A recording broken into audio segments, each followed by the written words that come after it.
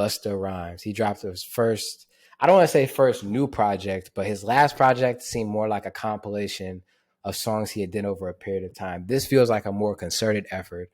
BlockBusta by BustaRhymes. It came out on Friday, 19 songs, an hour and 2 minutes.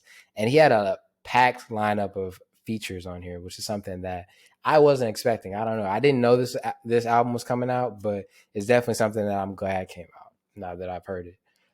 Features that on this project include Quavo, Bia, Young Thug, Blast, Young Blue, Coi Leray, The Baby T-Pain, Burna Boy, Swiss Beats, Blackway, JNR Choi, Shensia, Chris Brown, Giggs, Kodak Black, Moray, CIE, Trillion, RAI, and Big Tigger. And I'm pretty sure it was executive produced by Swiss Beats and Pharrell.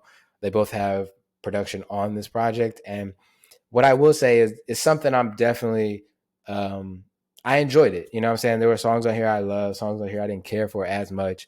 There are a ton of rappers trying to stay relevant and not doing a good job of it right now. And I think this project by BustaRhymes is the way you do it. I guess it's a blueprint of how artists who are older or have been more tenured in the game can stay relevant by finding artists that they can find a sound with and it not sound forced. You know what I'm saying? Just to give y'all an idea of how long Busta Rhymes has really been out, one of his more popular songs early on was Scenario with A Tribe Called Quest, which was in 1991.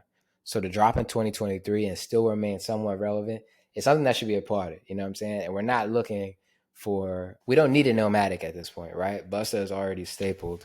And so for him to be able to drop songs that I like at this point, I think it's a good thing, right? So I'm just going to run down the songs that I enjoyed and the thoughts that I had through the project. The intro, the statement, a very traditional rap intro. You know what I'm saying? Just bars, no hook, verse, just bars. And I loved it. You know what I'm saying? I think this is a great way to start off an album as any rapper. That's something that I love when a rapper can really just establish the tone of the album early on. The Quavo record, I enjoyed it. It was okay. The Beer record was cool. I didn't really like the Young Thug record. I didn't really need that. My favorite songs on here probably would have been Could It Be You with Blast. Blast really is the new Nate Dogg. You know what I'm saying? You could plug and play him with any hook and melody that you need on any record, especially the really lyrical rappers. And I think he did a really good job on here. And so did Young Blue. You know what I'm saying? I think that this works with the type that rap that he makes. I think they sort of balanced him out. You know, I thought about Murder Inc. when I was listening to this song just because of the way Ashanti and Ja Rule used to work together. I think this had some, not remnants, but similarities to the pattern of the songs, right? Like I enjoyed this record a lot.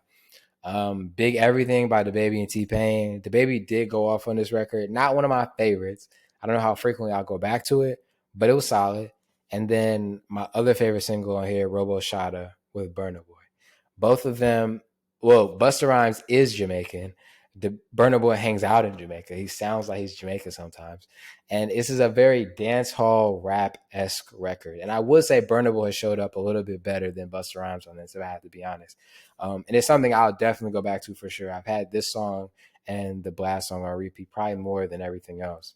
When I go through the rest of this project, Open Wide with Chris Brown and Shenseea was cool. The Kodak record was not bad. The Giggs record wasn't too bad.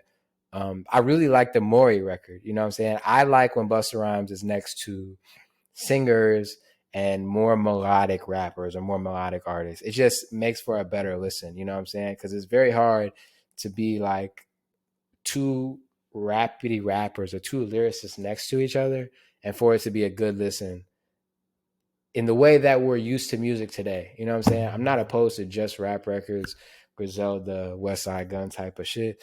But I will say he just sounds better next to people like Maury or Blast. This was released on Epic Records, and I was also thinking about like, I didn't know this project was coming out. You know what I'm saying? It sort of just dropped. And since then, since the 24th, I have seen him on different platforms like Kick Game, like Diary of a CEO, which is interesting and just sort of not orthodox for a rapper to go on there and promote their project. But I think that the way that they're going about this is very new age. You know what I'm saying? I think the fact that he signed with Epic and Sony means that they're just going to have some newer ways of doing things, even though he's an older artist, which is dope to see. You know what I'm saying?